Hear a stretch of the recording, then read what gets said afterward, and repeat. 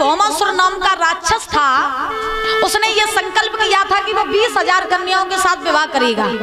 तो उस राक्षस को जो कन्या पसंद आ जाती थी उसे पकड़ के वो जेल में डाल देता था, बंदी बना लेता था। और कलश वाली जितनी भी हमारी बहनाएं हैं वो सभी खड़ी हो जाएं और लाइन से खड़ी हो जाएं, आकर के तुम्हारा वजीफा आया है।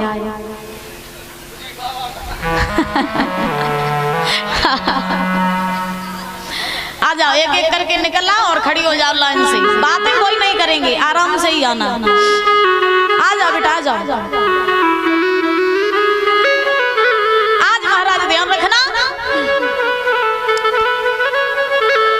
कि उस राक्षस ने 16,100 लड़कियों को बंदी बना लिया।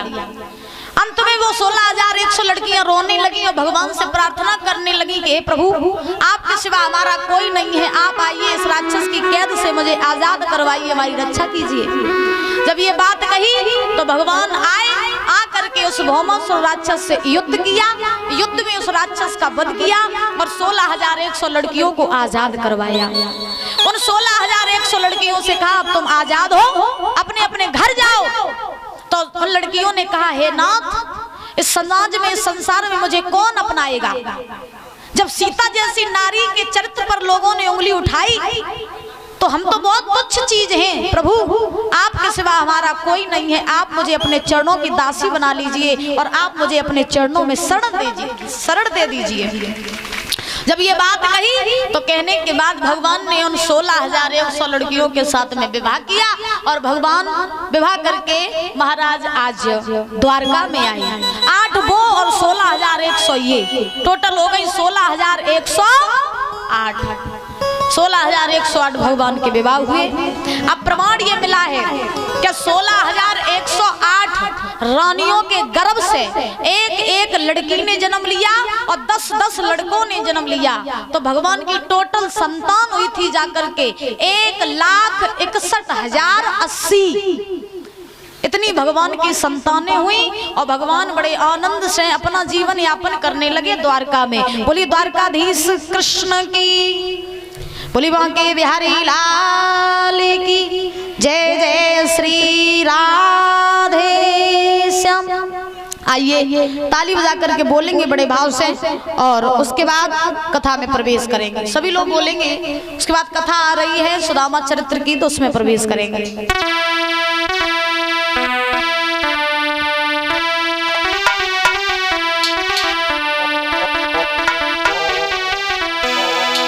कि सावरे सलोने का कोई न जवाब, कि सावरे सलोने का कोई न जवाब, और तू है लाजवाब बाबा, तू है लाजवाब, तू है लाजवाब बाबा, तू है लाजवाब। ताली बजा के ऊंचा कर गए।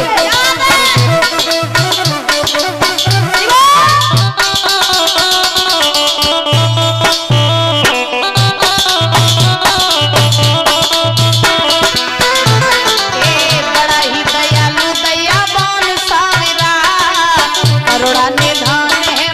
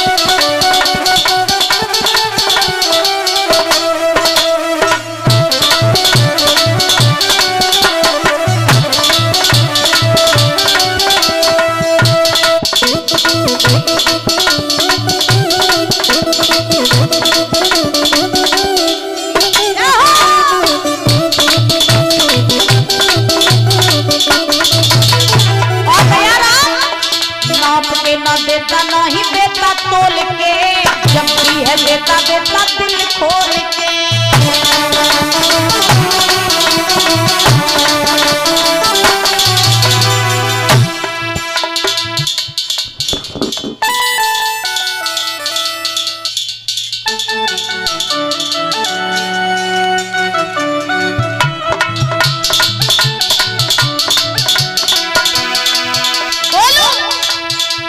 नाप के ना देता नहीं देता तोल के, जब भी है देता देता दिल खोल के।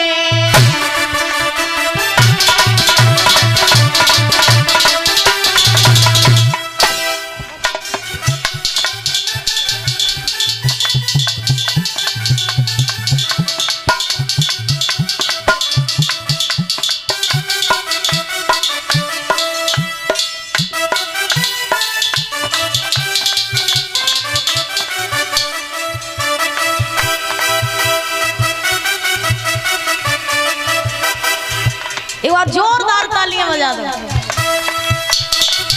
क्या बात है। ये हमारे भैया जी ये सोने की चेन पहना करके सम्मानित कर रहे हैं, तालियां बजाओ। क्या बात है। अब तो हम माला माल होंगे। भगवान से कामना करेंगे भैया भाभी की जोड़ी अमर बनी रहे और ऐसे ही हंसते मुस्कुराते बने रहे, किसी भी चीज की कमी ना हो, कारोबार में उन्नति होती रहे, जय जयकार होती रहे, हर क्षेत्र में जहाँ भी जाए वहाँ ऐसे ही हंसते मुस्कुराते बने रहे। जब तक गंगा यमुना में जल रहे, चांद तारे रहे, तब तक हमारे रिंकू भैया का नाम अमर बना रहे। बोली वांगे बिहारी लाल की, ताली बजा के बोलो। नाप के ना देता नहीं देता तोल के, जब भी है देता देता दिल खोल के।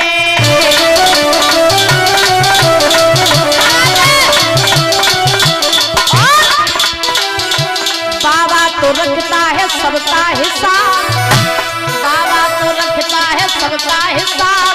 तू है ना जवाब तेरा कोई ना जवाब, तू है ना जवाब तेरा कोई ना जवाब।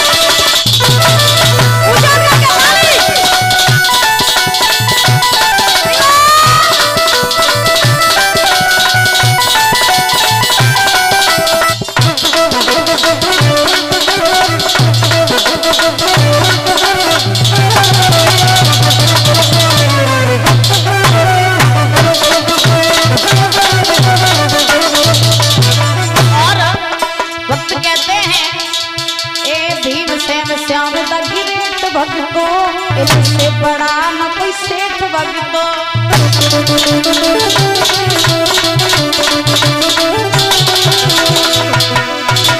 भक्तों का भक्ति का देता खेता, भक्तों को भक्ति का देता खेता। तू है ना जवाब तेरा कोई न जवाब, तू है ना जवाब तेरा कोई न जवाब। सावरे सलोने का कोई ना जवाब।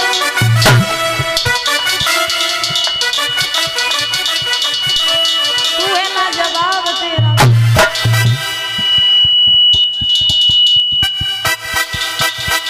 अपन मिलो गाँव में दो लड़ुआ मिले, एक एक लड़ुआ गटक जाओ फिर आवाज निकालो।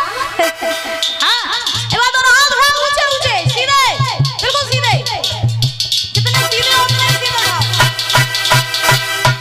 तुम नहीं गम खा दो, उठाओ ऊंचे आप सीधा सीधे। 1 2 3 4 तेरा कोई न जवाब, तू है लाजवाब तेरा। जरा हाथ ऊपर करके और बोलो बजाओ। हमने कही तुम तो दोनों रुक जाओ। ऊंचा हाथ करके